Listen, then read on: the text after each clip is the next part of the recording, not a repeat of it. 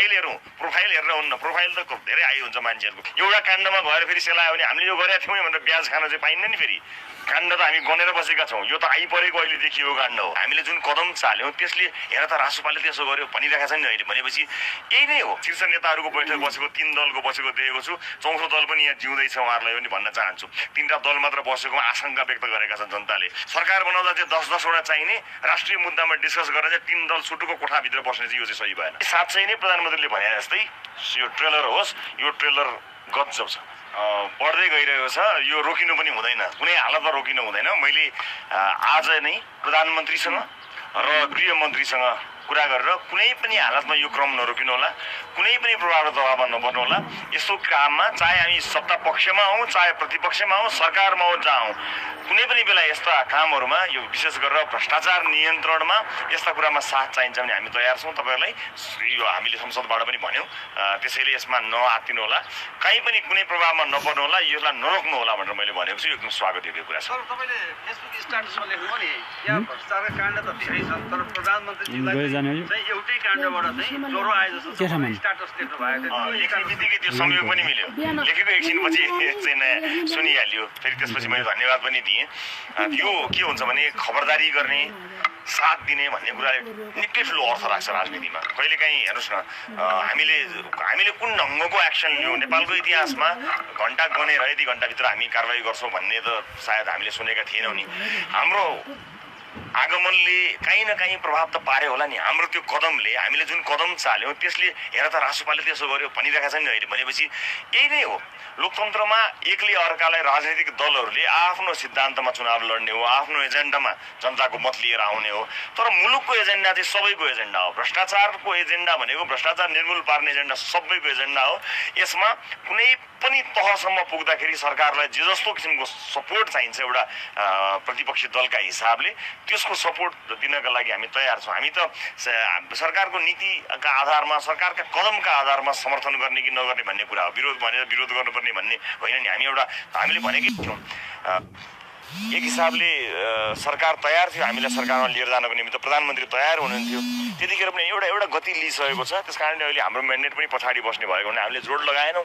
Sir उहाँले खुला रूपमा आउनुहोस् भन्नुभएको थियो, सार्वजनिक रूपमा भन्नुभएको थियो। किन अगाडि बढिसकेको कुरालाई फेरि मन्त्री साटफेर गरेर किन गर्नु भन्दा बरु हामी सघाउँछौँ, प्रतिपक्षमा बस्छौँ, रचनात्मक प्रतिपक्ष हुन्छौँ भनेका थियौँ। त्यही भूमिका हामीले निर्वाह गऱ्यौँ। यो एकदमै राम्रो छ। यो नरोकियोस्। यो पहरो ठुलो छ, धेरै पहरोसम्म जान्छ।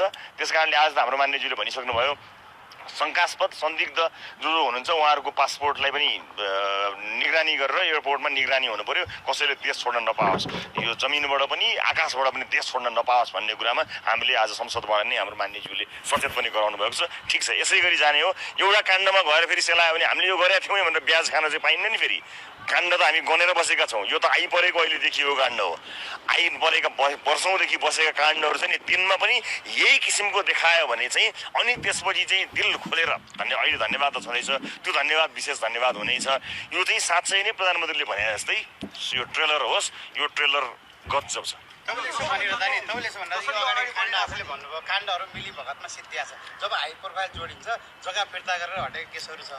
यो कन्डिसनमा हाई प्रोफाइलहरू धेरै जोडिएको आएको छ। हजुर, यस्तै चाहिँ पैसा फिर्ता गरेर हट्ने अथवा देशमिस भएर भोलि मिल्न गयो भने तपाईँहरूको भूमिका के रहन्छ, कसरी चाहिँ अगाडि जाला, के विश्वास हो? अहिले सदनमा राष्ट्रिय स्वतन्त्र पार्टी पनि छ। सदन सडक जहाँ जानुपर्छ हामी तयार भएर बसेका छौँ, हामी हेरिरहेका छौँ। मैले त्यो अघि लेखेको पनि थिएँ कि हामी तयार भएर यो आँधीलाई ख्याल नसम्झुनु होला। यो आँधी हो। नेपाली जनताले भ्रष्टाचार सहँदैन भन्ने कुरा हामीलाई भोट दिएर पठाएर भनेका हुन्। नेपाली जनताले घर घरबाट भनेको हामीलाई छाप लगाएर पठाएका हुन् नि। किनकि हाम्रो त एजेन्डै यही थियो, भ्रष्टाचार निर्मूल गर्ने हाम्रो मूल एजेन्डा हो। ज्वरो उखेलेर फाल्ने हाम्रो एजेन्डा थियो। त्यही एजेन्डालाई नेपाली जनताले अनुमोदन गरेर एकै झट्कामा हामीलाई 21 सिटको दल बनाएर अहिले पठाएका हुन्। उपनिर्वाचनमा हामीले मैले पाएको मत र डाक्टर स्वर्णिम वाग्ले सहित हामी आएको हाम्रो सङ्ख्या भनेको हामी माथि थपिएको थप जिम्मेवारी हो। त्यसकारणले यसलाई ख्याल सम्झिने कुरै छैन। यो एउटा काण्ड मात्र होइन, सबै काण्डहरूमा यसै गरी अगाडि बढ्नुपर्छ। यसरी अगाडि बढ्न सरकारले बढ्न सक्यो भने हाम्रो साथ रहन्छ, नत्र हाम्रो खबरदारी। प्रजातन्त्र पार्टीले अहिले पूर्व गृहमन्त्रीको पक्राउको सम्बन्धमा यो सरकारको कदमलाई हामी स्वागत गर्छौँ। तर यो पहिलाको जस्तो आयोग बनाएर अख्तियारलाई दिएर फेरि यो सेलाउने काम चाहिँ नगरियोस्। जसरी आएको छ यसलाई यसै गरी नियमित कानुनअनुसार यसलाई अगाडि बढाइयोस् र अहिले यसका मुख्य दोषीहरू जो बाहिर आएका छन् तिनीहरूमध्ये एकजना पक्राउ पर्नुभएको छ, ठुला माछा भनौँ। अब अहिले त भर्खर तपाईँको ठुला माछामा सानो अलिकति ठुलो पाएका छन्। अब डल्फिनहरू त्यसपछि गएर सार्कहरू बाँकी छ होइन। अब डल्फिन र सार्कको पनि खोजी गरौँ। राष्ट्रपति कार्यालय, प्रधानमन्त्री कार्यालयका मान्छेहरू यसमा संलग्न छन् भन्ने कुरा जो बाहिर आएको छ यसलाई छानबिन गरेर अगाडि बढाउँ। र अहिले यो गृहमन्त्री भन्दा पनि अमेरिकाको इन्ट्रेस्टमा यो काम भयो, किनभने यो शरणार्थीहरू त अमेरिका जाने हो नि त। अमेरिका जानेपछि अमेरिकन सरकारको चाहिँ र अमेरिकन दूतावासको चाहिँ सबभन्दा कडा प्रस्तुति, किनभने उनको देशमा अप्ठ्यारो पर्ने हो। त्यही भए हुनाले अहिले अमेरिकन सरकारले एउटा नयाँ काम पनि थालनी गर्दैछ र अहिले यहाँभन्दा अगाडि उडेर गएका भुटानी शरणार्थीहरूलाई पनि फेरि चेक जाँच गर्दैछ, किनभने यो नेपालभन्दा पनि अमेरिकाको शक्तिको काम हो। किनभने यो अमेरिकालाई नै प्रत्यक्ष रूपमा असर पर्ने भयो, किनकि नेपालमा भुटानी शरणार्थी बनाएर अमेरिका उडाइयो। अमेरिकाले त आफ्नो कानुनलाई इलिगल बनाउन त दिँदैन। त्यो भए हुनाले अहिले जसरी यो प्रेसराइज बाहिर भएको छ यो चाहिँ अमेरिकन सरकारको फेभरमा नेपाल सरकारले गरेको काम चाहिँ यो स्वागत योग्य छ।